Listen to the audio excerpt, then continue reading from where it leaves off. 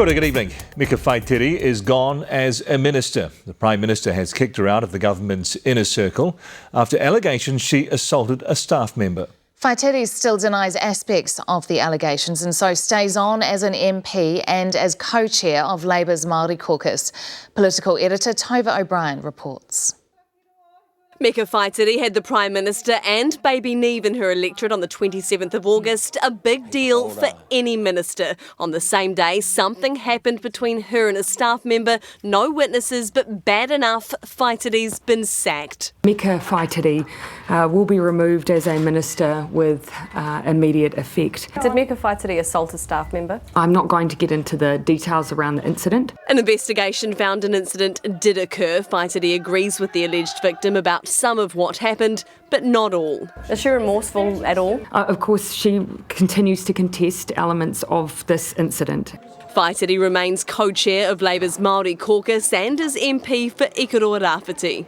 I have confidence in her continuing as a Member of Parliament and in those roles as a Member of Parliament. It's not good enough. The fact of the matter is the Prime Minister's been very weak on this. It's leading to a weak government. Whaitiri will now get training to learn to work well with her staff, and the PM isn't ruling out providing help with anger management. You might recommend an anger management program? I'm going to work with the member. At this point, we're talking more about managing employees. Newshub has heard allegations from other staff who have worked with Whaitiri. They called her volatile. What do you say about former staffers who have called you volatile?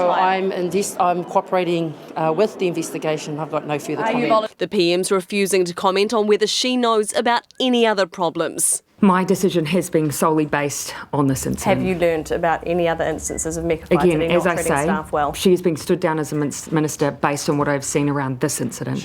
Whaitiri is the second ministerial horror story in a month after Claire Curran was sacked in August. It's like a rugby team with even fewer players on the field. That leads to actually not just weak leadership, weak government, but a weaker country. I no longer have confidence in Meka Whaitiri as minister at this time. But that doesn't mean forever. The ministerial door is still ajar to Whaitiri. I, of course, like to leave a path for ministers to address issues of concern and leave a path open for them. Which is probably just as well when your ministers keep getting the axe.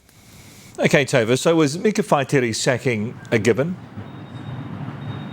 Mike, after the schmozzle with Claire Curran and the Prime Minister's failure to act soon and decisively enough with her, it did seem inevitable that she would have to be equally, especially decisive with Meka Whaitiri, especially if there was any doubt around the incident. The fact that Meka Whaitiri remains the co-chair of the Māori caucus makes you wonder how much control Jacinda Ardern has over that caucus, and there's still a lot we don't know. The Prime Minister's not releasing the report from the investigation. We're going to get a sanitised version of that report from the Department of Internal Affairs, sanitised to protect the privacy of the alleged victim. But I think the fact that the Prime Minister has erred on the side of the alleged victim here speaks to how concerned she is about this incident and about the perception that she's a tough leader.